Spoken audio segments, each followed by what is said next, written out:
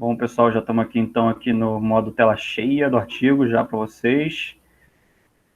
Então, esse artigo dessa vez ele traz uma coisa bastante interessante, que é essa questão da proteólise, né? Ele investiga a proteólise e faz uma, ele na verdade aqui o título ele já está concluindo para a gente, né, que a proteólise ela tem um papel mínimo na resposta após o exercício, após o treinamento resistido, mesmo se você utilizar uma combinação de aminoácidos com carboidratos. Porque a gente tem a partir de um certo momento de insulina de carboidrato, a proteólise ela não tem o carboidrato, a insulina, né, a proteólise ela tem um efeito, mas é muito pequeno nessa questão do balanço entre proteólise e síntese proteica. E na verdade esse estudo aqui ele é bastante interessante porque ele é feito por esse grupo de pesquisadores aqui, que eles são do Texas, né? E na verdade é uma subanálise de um estudo que verificou síntese. A gente vai mostrar isso aqui para vocês. Então tá o título aqui, tá? Muscle protein breakdown has a minor role in the protein anabolic response to essential amino acid and carbohydrate intake following resistance exercise, que é justamente o que o paper avaliou. E ele tem certas particularidades interessantes, até na parte da estatística, que a gente vai comentar aqui com vocês. Então, meu nome é Gabriel, sou mestrando pelo Instituto de Bioquímica Médica e já sei lá, o nosso 7º, 8º, Caio, análise de artigo que a gente faz aqui, não sei perder as contas, mas é isso, se apresenta aí e Caio vai liderar um pouco essa, porque é uma parte que ele tem mais expertise, que ele estuda isso assim quase diariamente, que é essa parte de síntese proteica, degradação proteica, e eu vou dar aqui um help aqui na parte estatística, o mínimo que eu consegui, e no desenho do estudo. A gente chegou à conclusão aqui, algumas conclusões interessantes acerca desse estudo. Então vai lá, Caio, tá contigo. Fala aí, galera, beleza? Estamos aí de novo, analisando aí os artigos.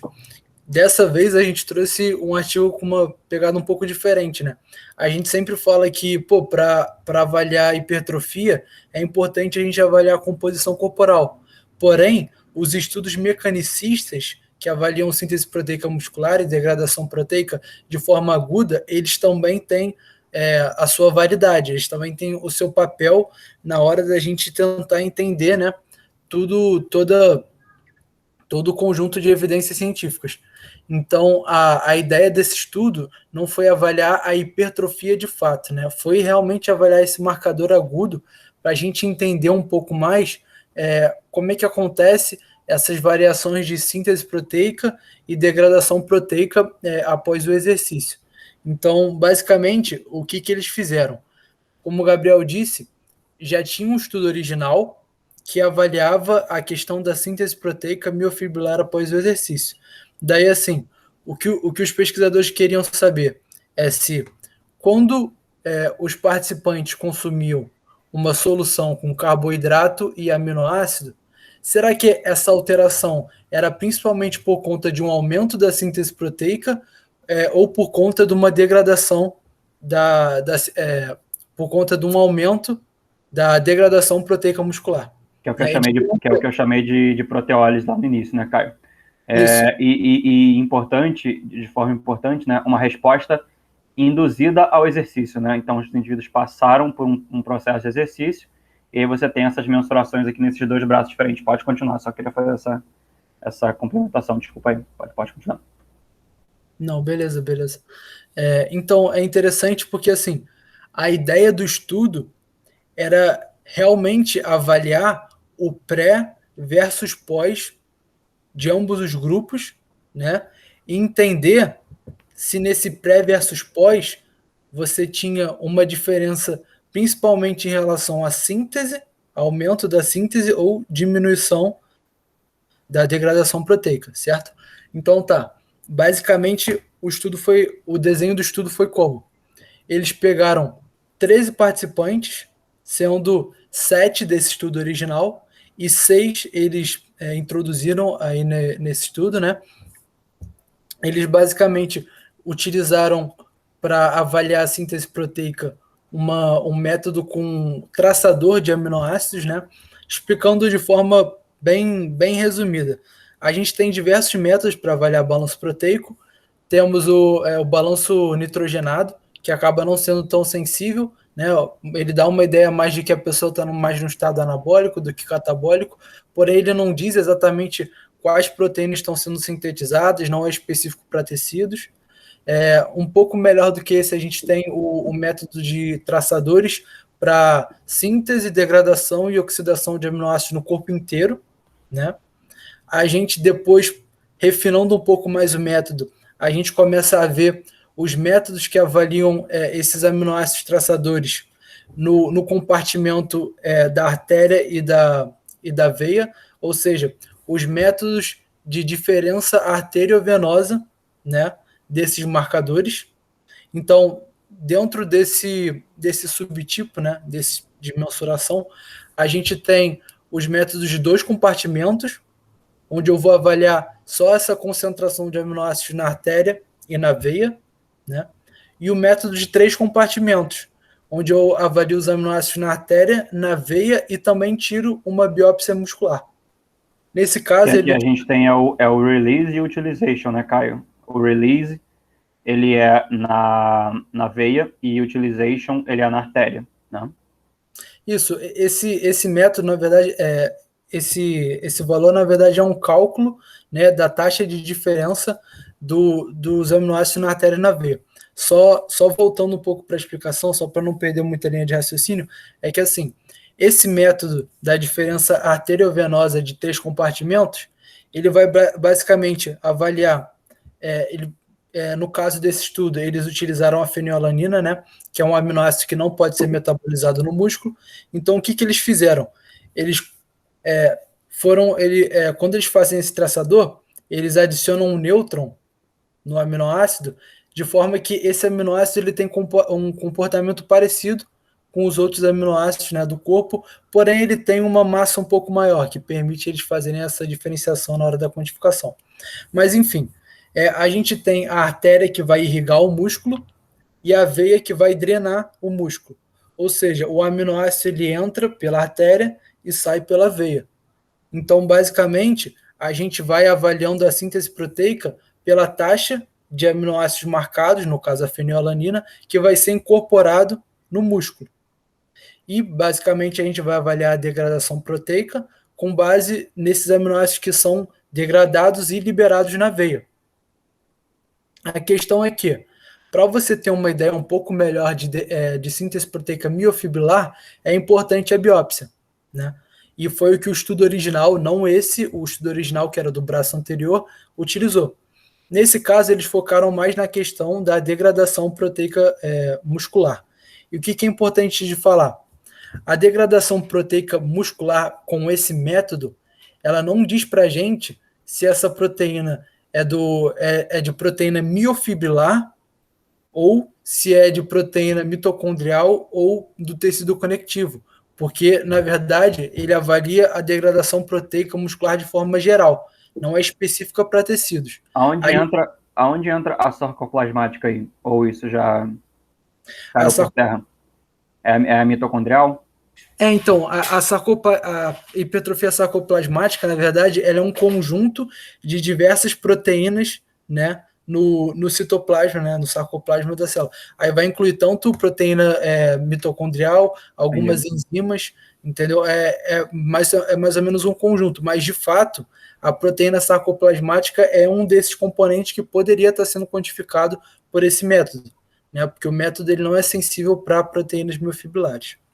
Então, basicamente, depois de dar esse resumão sobre esse método, né, a gente tem um método que vai avaliar a degradação proteica muscular mista, né, que são todas essas frações de proteínas. Que saem e entram do músculo, né? Isso. Que entram pela artéria e saem pela veia. Isso. E uma coisa interessante também de falar é que um fator que pode atrapalhar esse método é a questão do fluxo sanguíneo, né? Um fluxo sanguíneo pode alterar a concentração de aminoácidos. Então, o que eles fazem? Eles dão uma infusão de fenilalanina constante durante todo o experimento. Então, é um método extremamente invasivo, né? É um estudo difícil de ser feito. Geralmente, esse tipo de método é utilizado em clínicas, assim, né? E além disso, outro fator que pode atrapalhar, né, esses marcadores de síntese proteica é a própria ingestão de aminoácidos, porque ela vai alterar essa concentração deles no sangue e pode dar uma diferença na hora de quantificar. Então, o que os caras fizeram? Né? Eles têm Eles balanceado, né? Eles têm ambos os grupos, né? Ambos os braços do estudo, eles consomem a mesma quantidade de aminoácidos, mas só o que difere é a quantidade de carboidrato, tá? Isso. Mas de qualquer forma, a ingestão de aminoácidos, ela vai, mesmo ela sendo igual, né? Elas não diferirem entre os grupos, ela vai atrapalhar o método. De qualquer forma, ela vai atrapalhar. Por quê? Porque você vai ter uma diluição do aminoácido traçador.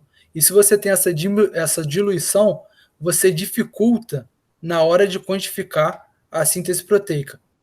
Então, para você não ter essa diluição, eles têm que fazer um cálculo e o que eles fazem? Eles colocam a proporção desse aminoácido traçador ideal no suplemento.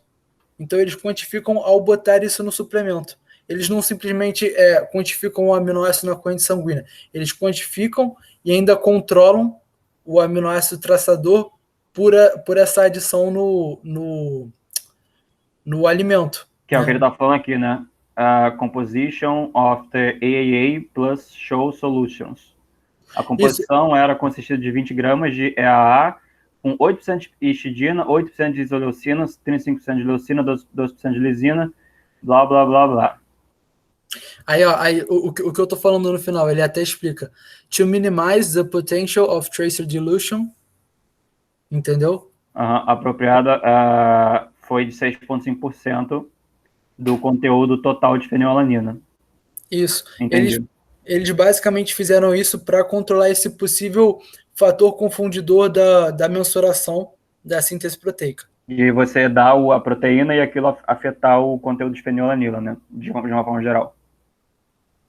Exato. E se isso afetar o conteúdo de fenilalanina, é um fator externo que não é o que a gente quer, que a gente quer a degradação e a síntese proteica muscular. A gente não quer que o aminoácido que está sendo consumido atrapalhe nisso. A gente quer ver o efeito do músculo. E aí, a questão que você falou sobre fluxo sanguíneo, é isso aqui? Isso, exato. Aí eles controlam, nesse caso. No caso aqui, ele está bem igual, né? Exato, porque o EAA mais low carbohydrate, ele é justamente porque quando eles colocam essa diluição, né, quando eles colocam esse aminoácido traçador na solução, eles acabam controlando, entende? O fluxo sanguíneo, né? Isso, mas daí, enfim, essa é a parte mais complexa, assim, eu vou começar a ser um pouco mais direto, porque o que eles fizeram? No estudo, vai lá para aquele, se tu puder ir naquele esqueminha anterior, aquele dos quadradinhos. O desenho do estudo, propriamente, né? Só para explicar. A gente tem o Prime, aliás, a gente tem o Baseline, e a infusão de fenilalanina começou antes do Baseline. Antes do Baseline, os caras botaram um catéter na artéria e começaram a infusão de fenilalanina. Isso em todos os participantes do estudo. Tá. Logo antes do Baseline, eles tiraram a primeira biópsia. Tá. Depois de um tempo, né, antes de começar a sessão de exercício, eles tiraram uma segunda biópsia. E isso concomitante com a infusão da fenilalanina. Tá. A infusão da fenilalanina está constante aqui até o final do estudo. Isso. Aí, essa sessão de exercício foi o quê? 10 séries de 10 repetições de cadeira extensora a 70% de uma repetição máxima. Mais ou menos um treinamento, né, normal, mais voltado para hipertrofia, né, por conta da intensidade, enfim. Daí eles terminaram o treinamento e logo depois de terminarem o treinamento, eles tiraram a terceira biópsia. A terceira biópsia, enquanto ainda estava a infusão da fenilalanina. Tá, enfim. Depois, 1 hora após o exercício, eles tiraram a quarta biópsia. Não, perdão, eles não tiraram a quarta biópsia. A terceira biópsia, ela é uma hora após o exercício, né? A terceira biópsia, ela não é logo depois do exercício, ela é 1 hora após o exercício. Terceira biópsia, 1 hora após o exercício, tá. Daí eles receberam duas intervenções, que era o 20 gramas de aminoácido mais carboidrato. 20 gramas de aminoácido, aquela soluçãozinha padronizada, né? 6,5% de fenilalanina, né? Isso. Daí, os dois grupos tinham 20 gramas de aminoácido, isso daí era igual. Porém, tinha o grupo com baixo carboidrato, que tinha 30 gramas de carboidrato, e o grupo com alto carboidrato, que era 90 gramas de carboidrato. E, na verdade, esse grupo aqui ele foi aproveitado de um outro estudo. Então, o que acontece é que esse braço aqui do estudo, eles fizeram um estudo prévio, que eles quantificaram síntese proteica e aproveitaram os participantes, recrutaram mais 7 indivíduos para investigar de uma forma não randomizada, tá? De uma forma não aleatória, tá? Isso aqui não é um estudo randomizado, até talvez seja esse um dos motivos de não ter comparações entre os grupos assim aqui e mais comparação pré contra pós mesmo, porque um dos pressupostos das comparações entre grupos faria mais sentido se fosse realmente se tivesse ocorrido uma alocação aleatória. A gente pode dizer que a alocação aqui é quase aleatória, ela não é, porque na verdade os 7 caras que entram, eles entram depois, não é totalmente, ela não é totalmente sistemática, mas ela eu poderia dizer talvez que ela é quase aleatória, mas e aí a questão é que eles aproveitam o braço do estudo anterior e criam um braço novo para investigar essa questão da proteólise. Isso. Aí tá. E no final da intervenção, eles tiraram a quarta biópsia. Ou seja, os caras tiraram 4 biópsias durante o estudo e durante todo o protocolo tinha uma infusão constante de fenilalanina. Para vocês entenderem que essa é uma intervenção difícil de fazer e é por isso que o estudo tem um N de só 13 pessoas. Né? Porque é um estudo... E nem cálculo de poder estatístico, nem cálculo de tamanho da amostra tem, porque ele tem um objetivo realmente de explorar, né? Vamos ver aqui o que acontece. Exato. E é justamente o que tu tinha falado também, que assim, a principal ideia do estudo era avaliar o pré-x-pós dos grupos e não a comparação entre grupos. Porque o que eles queriam saber é se pré versus pós você tinha uma diferença maior na síntese proteica ou na degradação proteica. Então era justamente essa a pergunta de pesquisa. E uma coisa que eu acho interessante, já que você tocou na randomização, é que os participantes eles eram bem parecidos no baseline. Apesar da... Sim, perfeito. Aí. Apesar de não ter randomização, eles são balanceados, são grupos balanceados. Como é que a gente vê isso, né? São testes estatísticos que a gente compara aqui a média. Vamos ver se a média de idade do grupo baixo carboidrato difere do grupo alto carboidrato. Como é que você sabe de fato? 30 para 32? Tem uma diferençazinha, mas como você sabe de fato, é fazendo um teste estatístico, tá? Pode continuar, Caio. Perfeito. E então, o objetivo principal era essa análise pré-x-pós, mas eles também realizaram algumas análises do grupo de alto carboidrato contra baixo carboidrato. Né? Mas, então, enfim. Resumindo, os caras eles avaliaram síntese e degradação proteica, fizeram o treino e depois do treino consumiram essas duas intervenções que eu mencionei.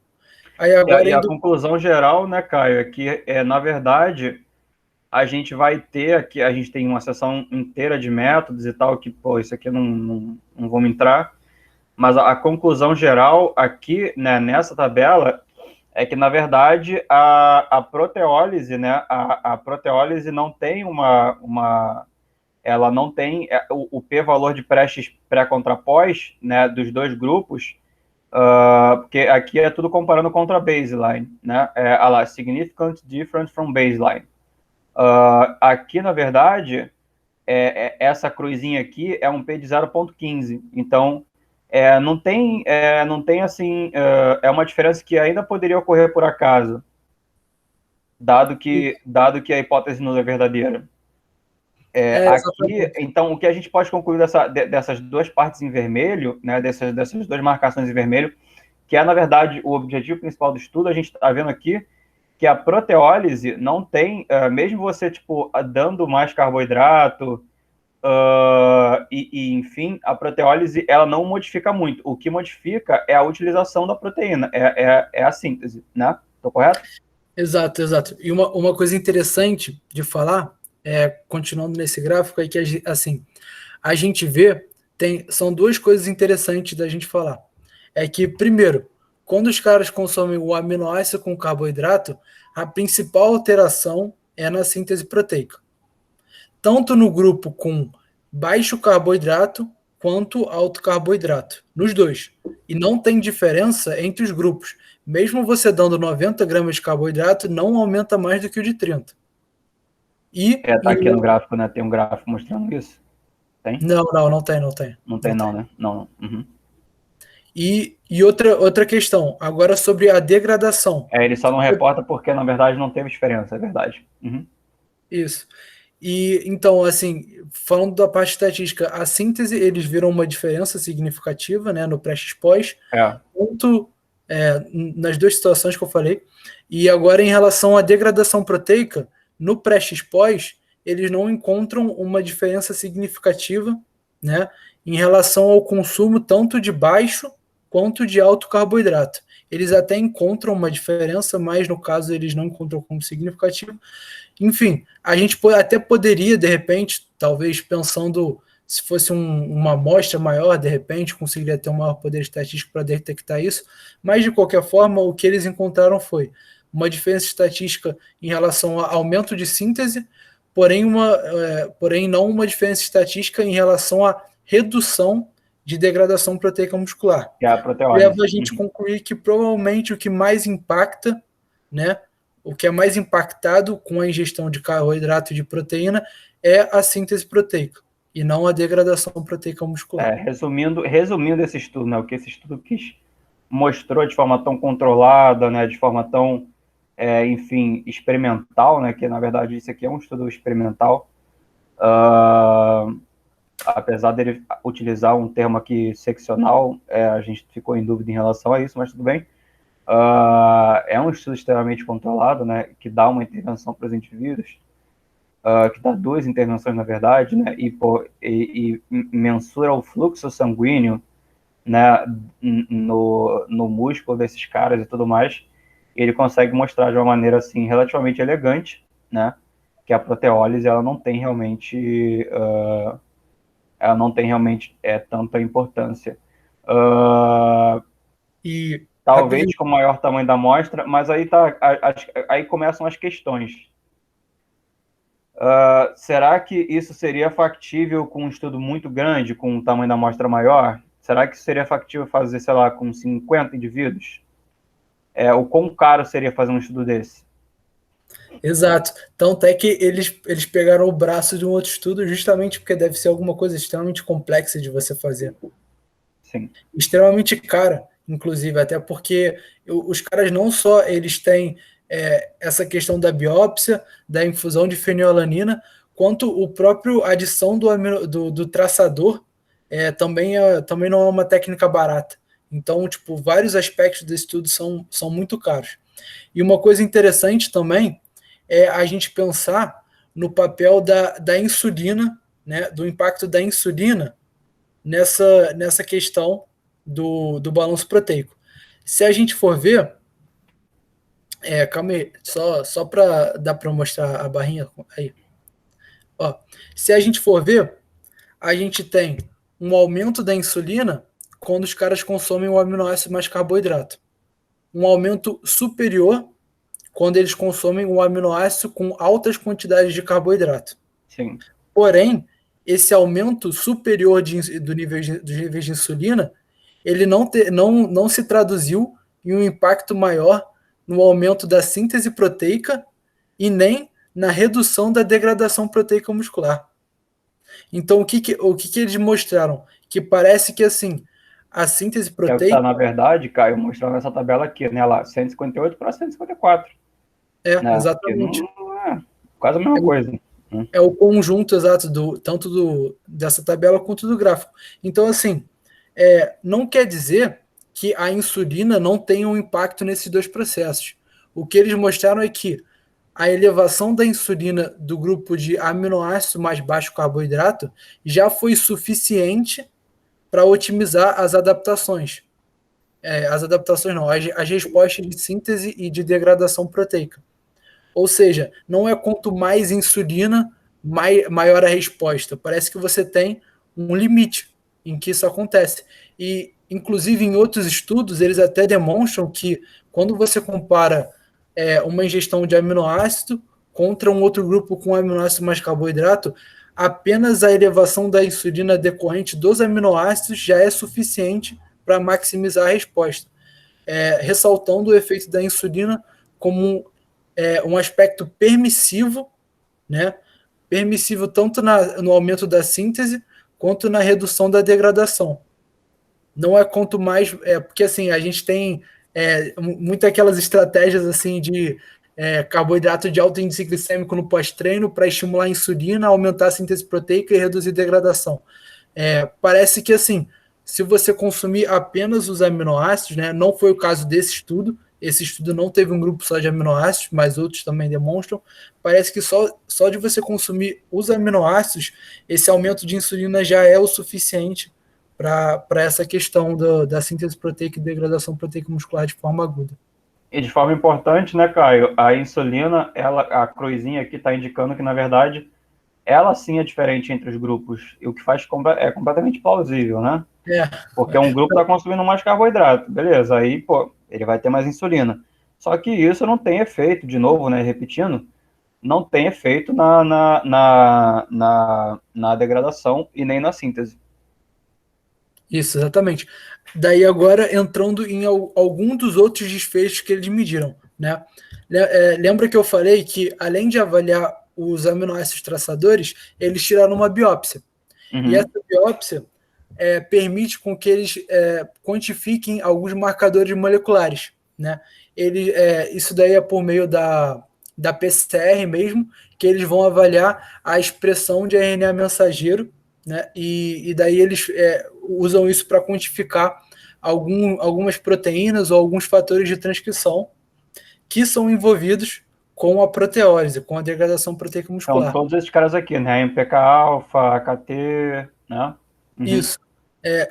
Em relação ao MPK, o que acontece? Quando a gente tem um exercício, a gente tem um estresse celular, ou seja, um gasto de energia muito alto, os níveis de MPK tendem a aumentar. Eles tendem a aumentar após o exercício. Isso daí é comum, é fisiológico. E isso é o que a gente encontra aqui, né? Porque é muito ligado à homeostase da energia da célula. E o que eles encontraram aí, né, foi que o grupo com alto carboidrato, ele tinha essa redução de MPK. O que, teoricamente, poderia ser um efeito positivo, né, para reduzir a degradação proteica, porque o MPK, ele estimula fatores de transcrição que vão levar à produção de proteínas que vão ser responsáveis pelo processo de degradação proteica muscular. Eu vou te falar que faz total sentido e plausibilidade. É claro que somente a MPK, ela não vai explicar, como a gente estava conversando antes, né? Ela não vai explicar completamente todas as vias que estão relacionadas à proteólise, à degradação proteica. Faz total sentido esse resultado aqui, mas a gente não pode descartar o fato de ter sido um resultado ao acaso, tá? São os desfechos exploratórios, né? Sim. Mas faz total sentido. Faz total sentido. Não, exato. Isso de fato. E outra coisa que é importante falar é que, assim, esses marcadores moleculares, tanto a MPK tanto fatores de transcrição como o FOXO, como, se eu não me engano, o que mais que eles mensuram aí? Desce ali para a gente ver. O FOXO, o MURF1, né, que também é um fator de transcrição que está ligado à degradação, à via de degradação proteica. Todos esses marcadores moleculares, eles não são tão sensíveis assim para avaliar a degradação proteica muscular. A gente tem alguns trabalhos que mostram que eles nem sempre estão correlacionados com o padrão ouro, que é o método por traçador. Então, isso é interessante, porque, tudo bem, nesse estudo, como o Gabriel falou, foi uma análise exploratória, mas, de fato, a gente realmente não pode dizer que uma alteração nesses marcadores moleculares vai realmente significar uma degradação proteica muscular. A gente não pode, porque esses métodos não são sensíveis o suficiente para isso. Eles dão indícios para a gente, né, para a gente tentar interpretar de acordo com os outros desfechos do estudo. Nesse caso... Caio, deixa eu fazer só uma contribuição. Aqui, na verdade, ele está aproveitando, tá? O objetivo aqui é aproveitar a biópsia, né? Para que a gente... isso aqui tem que ser interpretado, esse resultado de MPK, esse resultado de AKT, eles são, na verdade, para a gente elucidar, eles servem para, em conjunto com outros estudos que investigam coisas semelhantes, tá? Por exemplo, que dão mais aminoácido quer dizer, dão aminoácido e dão mais ou menos carboidrato, talvez em ratos, em outros modelos, tá? Não somente em humanos, talvez em ratos, e outros estudos que façam perguntas de pesquisa similares. Isso aqui, na verdade, ele está aproveitando para explorar alguns caminhos bioquímicos. Olha, é provável realmente, tá, que diminuindo, aumentando o carboidrato, a gente tem aqui uma diminuição do AMPK alfa. Isso aqui, a gente não pode falar com base somente nesse achado que o alto carboidrato diminui o AMPK alfa, porque isso aqui, na verdade, essas vias metabólicas que vocês veem nos livros, de uma coisa levando a outra, na verdade, é uma série de estudos que os caras vão construindo o conhecimento em cima daquilo ali, com base em gráficos, com base, né, em comparações entre grupos, tá? O que vocês veem nos livros de bioquímica, eles são construídos dessa forma aqui, só que às vezes é em rato, às vezes é em porco, às vezes é em, sei lá, em peixe, entendeu? Só que a ciência é assim, muitos estudos são de natureza exploratória, mas a gente vai juntando as peças, né? Pô, naquele estudo ali, a gente aumentou o carboidrato e diminuiu a AMPK. Opa, naquele outro estudo que foi mais ou menos parecido, aconteceu da mesma forma. E aí a gente vai montando um mapa metabólico, a gente vai construindo o que é que influencia no quê. Tá? Então, esses resultados, os caras aqui, eles, na verdade, aproveitaram. O objetivo é realmente, como o Caio falou, ele não é um método, assim, mais sensível, né, pra gente talvez ver a questão da proteólise, mas eles aproveitaram para investigar algumas vias bioquímicas que poderiam estar, que estão relacionadas com a proteólise, certo? Senão eles não teriam investigado.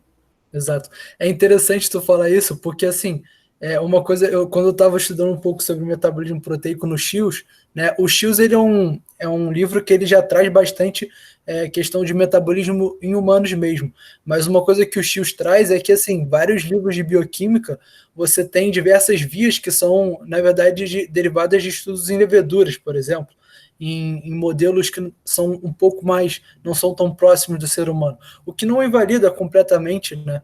Claro que não, é importante para ter a base, mas é legal que a gente tenha um pouco desse senso crítico mesmo, de ter a base, óbvio, dos livros sempre, e depois ir aprofundando no caso dos artigos. E daí, é legal, né?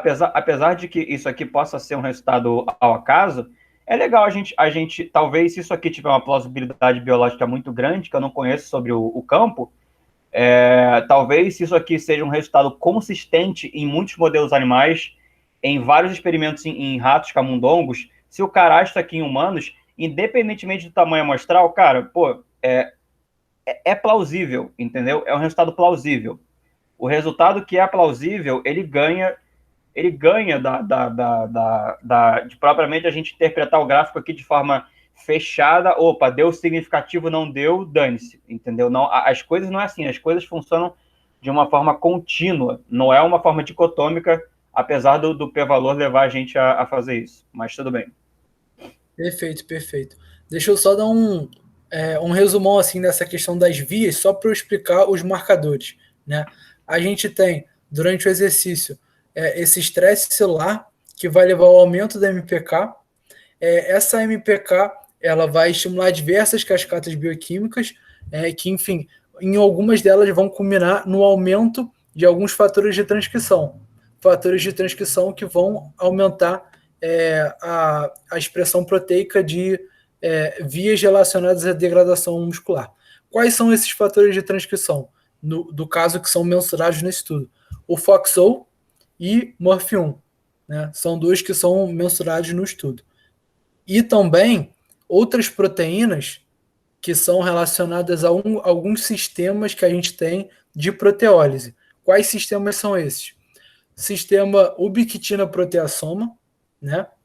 O sistema das caspases também é um sistema relacionado com a proteólise, e o sistema de autofagia, né, que você tem a formação do autofagossoma, que se liga com os lisossomos e tem a digestão intracelular de proteínas danificadas. Enfim, são esses métodos, de forma bem geral, assim, relacionados à proteólise. E o que eles encontram nesse estudo, em relação à morfina, foi que ela aumentou após o exercício resistido, né? E permaneceu elevada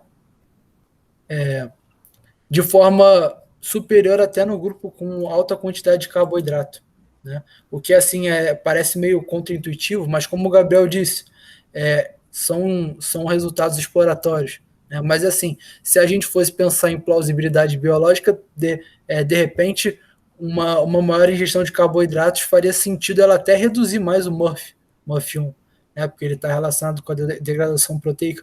Porém, não foi isso que eles encontraram. Como eu já disse, não é um método tão sensível assim para avaliar a degradação proteica muscular. E além do MORF1, eles também avaliaram marcadores de autofagia, que reduziram um pouco após a expressão, né, dos nutrientes. E também eles avaliaram as caspases e a expressão de mRNA, né, do RNA mensageiro da FOXO. E também esses marcadores acabaram que não a se... A FOXO não está aqui nos gráficos, né, Caio? Não, ou ela tá? Não sei, A deixa eu ver. Caspase está... Eles não divulgaram tá. os gráficos? FOXO tá aqui. Eles dizem nos Data not shown.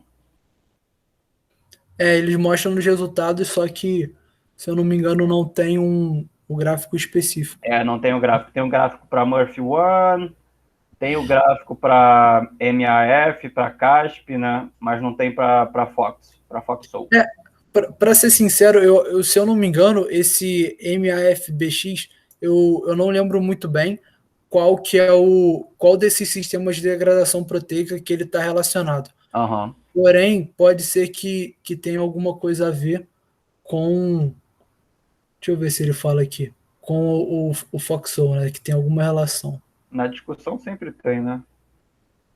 Mas enfim, para vocês verem que assim, realmente tem uma grande variedade de RNAs mensageiros, né, relacionados a essas proteínas, são diversas, que dizem para a gente, que nos dão uma ideia dessa questão da degradação proteica muscular. Ó, aqui, tá vendo aqui, Caio? Ó, UPS, né? Ubiquitin Proteation Markers, que nós examinamos foram FOXO3A, MAFBX, MURF e a expressão de RNA mensageiro.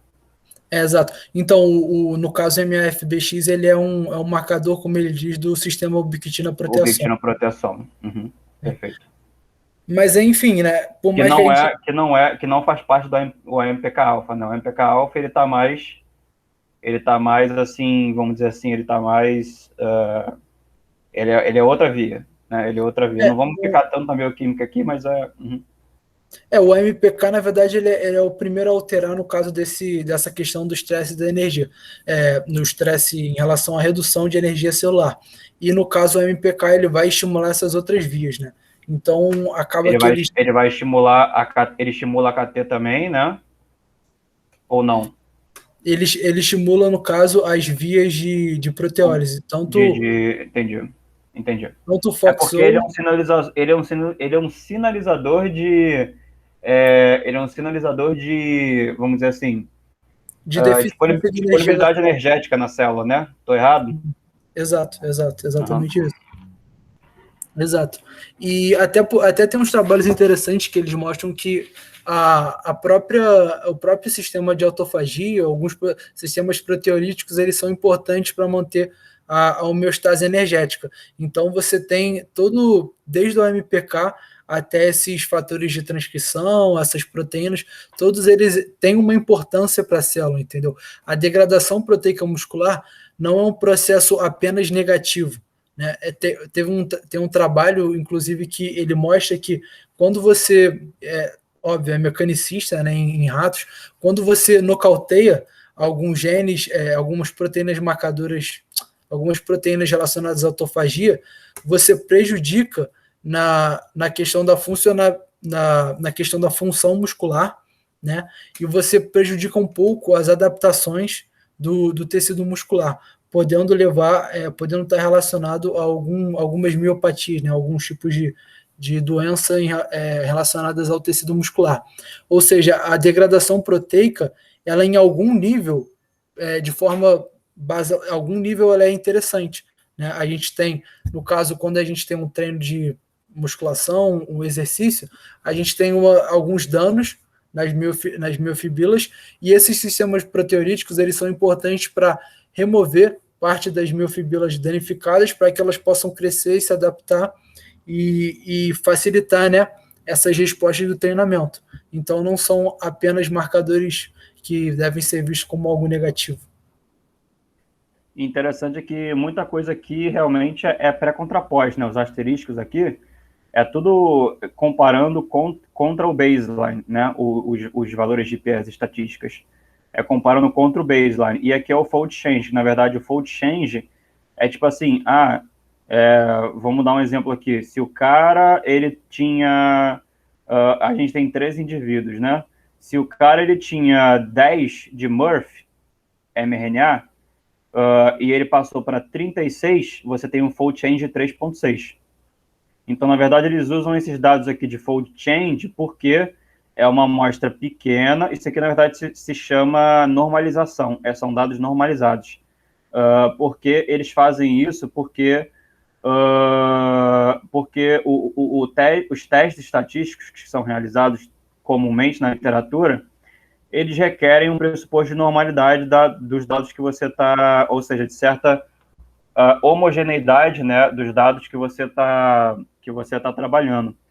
Então ele fala aqui, ó, se o teste de normalidade ou de igualdade das variâncias, enfim, não indicar a normalidade ou igualdade das variâncias, eles fazem transformações simples para meio que, vamos dizer assim, para deixar esses dados mais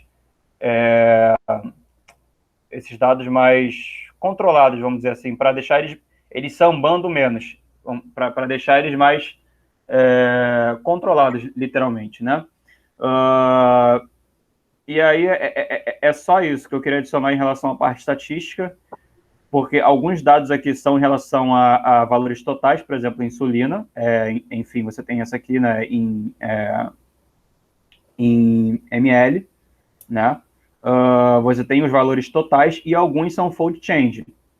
E aí você vê aqui que quando é valor total é de 0 a 100 e o fold change você vai de 0 a 2,5 às vezes, 0 até 5, porque na verdade é a mudança de cada indivíduo em relação ao que ele tinha no baseline, tá bom? Sim. É por isso que, se vocês forem ver os gráficos de baseline, eles estão se aproximando do 1, tá vendo? 1, 1, porque são os valores que você está comparando. Aqui, na verdade, a gente está dizendo que, em média, a concentração de AMPK 1 hora após o exercício, ela é 1,5 vezes maior do que no baseline, sacou? É assim que interpreta esse dado aqui de fold change, beleza? Depois ela tende a ser um pouquinho menor, já tende a ser tipo 1,4 vezes menor do que o baseline, e no grupo, né, baixo carboidrato, e no grupo alto carboidrato, ele já volta aos valores do baseline, tá? Ele volta mais rápido, né, aos valores do baseline, porque aqui a gente está vendo fold change e não os valores totais, tá? Caio, tá aí? Tô. Basicamente foi isso. Acho que a gente deu falou bastante sobre os resultados. Se você quiser complementar alguma coisa sobre análise estatística, não sei, mas eu acredito que os principais resultados eu já trouxe. A gente vê que a maioria dos gráficos aqui, eles são... a gente vê que dá significativo, aqui, por exemplo, fold change de novo, né? A gente vê que dá significativo em relação ao baseline. Todos os valores de baseline, eles estão aqui tocando 1, tá vendo? Porque, na verdade, aqui, esse cara daqui é o LC3B2. Ele, na verdade, aqui é, em média, 0,5. Ele é metade, né? Opa, passei sem querer. Ele é, em média, metade do que o que a gente tinha no baseline. Então, em média, a gente reduziu 50% daqueles valores dando as intervenções, né? Porque, na verdade, não tem uma diferença entre as duas intervenções. Basicamente, fazendo aqui o que a gente tem, interpretando esse gráfico aqui, fazendo o exercício, a gente tem uma diminuiçãozinha de leve, tá? Que não é significativa em relação ao baseline. Aí, depois, 2 horas após, dando o carboidrato, a gente consegue reduzir ainda mais, tá? O carboidrato e o aminoácido, com aquela padronização de 6,5% de fenilalanina. Mas ambas reduzem, mas elas não diferem entre si, não faz diferença aqui. Aqui não tem efeito do carboidrato nesse desfecho aqui, que é o LC3B2, tá? É basicamente isso que eu queria falar, realmente. A gente não tem mais muita coisa para ficar explorando aqui em relação à análise estatística, porque são várias comparações pré-pós, mas esse era o objetivo do estudo, né? Realmente aqui a gente vê que tem um efeito na síntese, né? E aqui o efeito, o asterisco quer dizer que é significativo em relação ao baseline. A gente vê que tem um efeito na síntese, mas que não tem um efeito na proteólise, tá? Então, é um resultado que até diminui, né, de 80 e poucos para 51, mas é um resultado que ainda poderia acontecer por acaso, tá? Dado que a intervenção não tem um efeito na proteólise, dado que o carboidrato realmente não influencia na proteólise, então essa diminuição aqui ainda poderia acontecer, ainda seria compatível com o cenário de que realmente o carboidrato não tem efeito, tá, na proteólise, e nem o aminoácido, tá? Talvez com N amostral maior, talvez a gente encontraria uma diferença, quem sabe, mas provavelmente seria um estudo muito custoso de ser realizado. E a beleza desse estudo está realmente em ele ser flexível, da gente poder realizar também várias estatísticas e explorar os dados e ver como é que as coisas estão diferindo e fazer algumas discussões em torno desses achados, inclusive de vias metabólicas, inclusive de explorar aqui parâmetros, né, AMPK, AKT e tudo mais que ele verificou. Uma coisa que eu senti falta só foi realmente ele poderia sair um pouco do valor de P, ele poderia, tudo bem que o estudo foi exploratório, mas ele poderia reportar aqui os famosos effect sizes, né, os tamanhos de efeito, mas tudo bem, que seria realmente, por exemplo, qual que é a diferença pré contra pós, né, e não somente se ela é significativa ou não, qual é a magnitude dessa diferença e qual é o intervalo de confiança dessa diferença, mas tudo bem, o estudo, ele é mesmo assim, ele é válido. Faltou isso da parte estatística, realmente, é uma crítica que eu tenho a esse estudo e a vários outros, porque a gente poderia fazer, os pesquisadores poderiam ter feito isso, por exemplo, na forma de material suplementar. Pode ser realmente que você tipo, não reportar somente os asteriscos, porque fica uma coisa mais sintética, né? Fazer somente os asteriscos. Deu significativo, não deu. Beleza, mas qual foi a diferença? Qual foi a magnitude da diferença? Qual o intervalo de confiança dessa magnitude? mas isso às vezes pode ficar muita informação para dentro de um paper. Beleza, mas aí às vezes tu monta uma tabelona e disponibiliza como material suplementar, só para um pesquisador futuro poder ter uma noção de quanto que aquilo ali difere, de quanto que aquele fenômeno difere naquela classe de indivíduos. É só isso assim que eu tenho a complementar, tá? Ele falou aqui que fez ajuste de Bonferroni. Não fica claro como que foi esse ajuste de Bonferroni. Se é um ajuste mais geral, se é considerando todos os p-valores que ele encontrou no estudo, se é por tabela, não fica claro como que é esse ajuste de Bonferroni, mas ele fala aqui que, na verdade, o ajuste de Bonferroni é para você controlar para essa questão da flexibilidade de análise, né, para múltiplas comparações. Você tem vários valores de P no estudo e você faz um ajuste de Bonferroni para meio que, ou você diminui o seu valor de alfa, que não foi o que aconteceu, ou você sobe o seu valor de P. Não fica tão claro como ele fez isso, tá? Ele só fala que fez esse controle.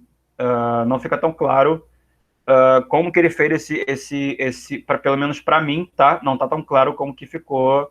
Ele fala que foi, né, em relação às múltiplas comparações pré-contrapós. Talvez seja um Bonferroni em cada gráfico, tá? Talvez seja, por exemplo, aqui eu tenho, por exemplo, uma comparação pré-contrapós, 1, 2, 3. São 3 asterísticos, né? São 3 comparações pré-contrapós. Uma hora após exercício, outra com uma condição e a outra com a outra condição. Pode ser que ele faça um Bonferroni aqui ajustando para 3 comparações, seja por gráfico, e não um Bonferroni mais geral, que é, vamos levar em consideração todas as comparações e ajustar todas elas. Me parece ser, até porque você tem uma certa independência, né? O AKT, ele é independente da MPK-alfa, ele é relativamente independente da insulina, são desfechos independentes. Então, me parece que o Bonferroni é realmente por gráfico aqui, né? Ele faz um ajuste de Bonferroni por gráfico. E me parece ser isso. Então, seria uma forma de controlar aí e mesmo assim ele acha, mesmo fazendo esse ajuste de Bonferroni, mesmo ele sendo um pouco mais conservador no que ele considera como significativo ou não, ele continua encontrando efeito do tempo, né? Diferenças pré-contrapós, para vários desfechos aqui que ele analisou. Então, só complementando essa parte da estatística, e eu gostaria que tu finalizasse, Caio, com uma coisa que ficou, acho que, faltando, falar de uma forma, assim, bem sucinta, qual que é a importância desse estudo em relação à proteólise. Por que discute-se tanto em relação à proteólise? Assim, uns 5 minutos, assim, para você falar sobre isso e a gente fechar. Sim, sim. Só para falar só para adicionar um ponto assim sobre a parte da análise estatística, como o Gabriel falou, tem essas questões e também eles não fizeram, né, análise de poder, que seria interessante, né, para a gente ver essa questão da effect size. Mas enfim, em relação à tua pergunta, isso daí já entra um pouco tipo, esse estudo em si, ele não vai ter uma aplicação tão prática assim, entendeu? Porque como ele só vai avaliar marcadores agudos, ele não vai ter essa questão de uma aplicação tão prática. Tipo, eu posso utilizar essa intervenção que talvez ela vá ter algum impacto no ganho de massa muscular ou perda de massa muscular, porque não é o desfecho do estudo. Porém, ele traz para a gente alguns aspectos interessantes, né, do metabolismo proteico, porque grande parte dos estudos eles acabam focando mais na síntese proteica muscular e nas suas alterações, porque justamente a degradação proteica muscular ela acaba não se alterando tanto em resposta à alimentação, né, e tanto carboidratos quanto aminoácidos. Você tem uma mudança maior em relação à síntese proteica. E como eu falei, na questão dos métodos, a degradação proteica muscular é um pouco mais difícil de medir, né? Nesse estudo, eles avaliam degradação proteica muscular mista. A gente não tem uma especificidade de qual fração está vindo aquela degradação proteica. A gente não sabe se ela é miofibrilar, se ela vai ser do conteúdo sarcoplasmático ou das proteínas do tecido conectivo. Então, o interessante desse estudo é justamente isso, da gente entender, porque no caso esse estudo foi um estudo de 2010, ele não é o único estudo que mostra que a degradação proteica muscular parece não se alterar tanto, né? Mas ele mostra para a gente que, de fato, a síntese proteica muscular, pensando em marcador agudo, parece que é o que mais muda, e também Perfeito. a síntese proteica muscular, tipo, você tem como mensurar ela de forma mais precisa, né, em relação à miofibrila, né, em relação à síntese proteica miofibrilar também. Ou seja, além de alterar mais, os métodos são um pouco mais sensíveis. Então, isso traz para a gente uma forma de até, tipo, tanto para estudantes ou para profissionais que gostam de estudar essa área de metabolismo proteico, de entender porque, as limitações dos métodos de degradação proteica muscular e por que se foca tanto na síntese proteica muscular. E tá um pouco na degradação, né? Porque ela no fundo é mais difícil, né? Isso, exato, exato. Perfeito. Perfeito. Então acho que é isso, né, Caio? Exato. Ó, Fala, e pode falar. só falando, o Gabriel deu a dica lá que os pesquisadores poderiam ter divulgado essa questão das tabelas e tal. Se você quer entender como que geralmente eles fazem isso, dá uma olhada no último vídeo que a gente abriu, né, um desses materiais suplementares que de vez em quando os autores eles distribuem, e para vocês entenderem o quão rico é isso, né? Tipo, de outras pessoas conseguirem pegar aqueles dados e aplicar determinados testes e analisar na sua própria casa, assim, ter a sua visão sobre os dados do estudo. Isso até, inclusive, é uma coisa que falta nos artigos científicos de uma forma geral, né? Eu gostaria, já que o Caio ele fez essa reflexão, eu gostaria de fechar aqui. Na verdade, gente, o estudo científico, eles são os seus métodos, os seus participantes, a sua pergunta de pesquisa e os seus dados. O paper, ele é o relato que você fez, tá? O seu estudo científico, de fato, são os seus dados, tá? Se a gente não tem acesso aos dados do pesquisador, a gente, no fundo, a gente está confiando no que o pesquisador fez.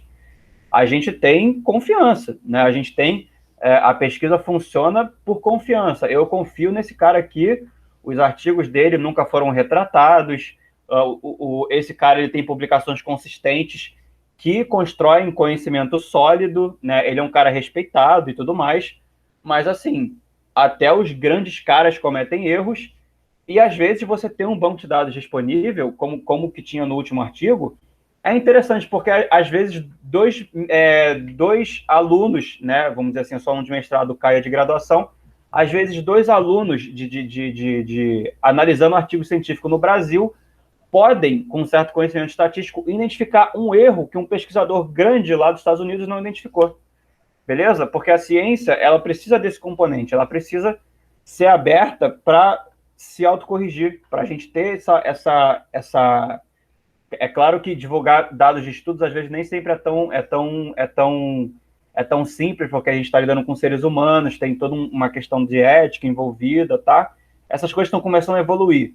Mas quando a gente tem os dados do estudo, cara, pô, é muito rico, a gente consegue. E a gente foi, né, Caio? A gente foi e reconstruiu as diferenças dos caras e viu que realmente eles reportaram as diferenças de fato que eles tinham colocado no artigo científico.